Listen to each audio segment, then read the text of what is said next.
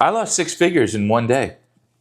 Let's get into it. In 2016, 2017, I was buying Bitcoin. I was buying Ethereum. I was buying all these different coins, Shiba, all that stuff. And I had amassed quite a little nest egg. A friend of mine who I was buying it with said, you should put it in a wallet because in a wallet, you can actually earn interest. I said, great, just like a bank, like a crypto bank. Sounds great.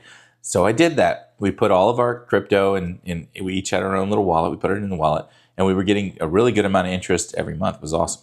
And then my wife comes up to me and she says, hey, I really want you to sell all of your crypto. And I said, no.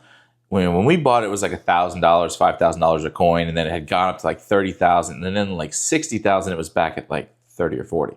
And I said, no, I'm waiting for it to go back up. Well, I'll sell all of it on the next wave if you want to, but I'm not going to sell it right now because I'm stupid. And she said, no, I really think you should sell it. And I didn't listen to her. So I swear to you, the very next morning, I wake up and I have an email from Celsius. Some of you already know where I'm going. They just filed Chapter 11. They went bankrupt and all of the crypto was frozen. I mean, literally frozen. I could not access it, could not trade it, could not sell it, nothing. No more interest was coming in. That was it. And I looked at my wife that next day and I said, I didn't listen to you and all the money is frozen. She, of course, rubbed it in for like a month or two. Well, in a year, that's not the end of the story. In a year, we did actually get a big chunk of that back because they made a couple of distributions to people who were creditors and we ended up getting some of that crypto back.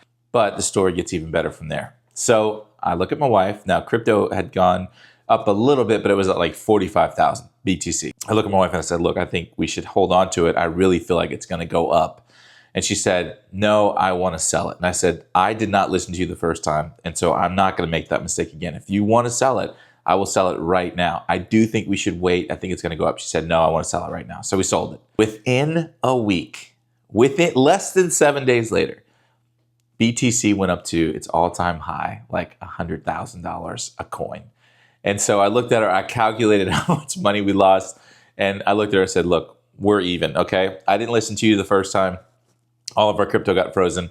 You didn't listen to me the second time, and we missed out on huge gains. So we made an agreement.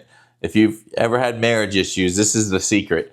You make an agreement that you're never allowed to make unilateral decisions where one person can say, this is what we're doing, and the other person doesn't have a say.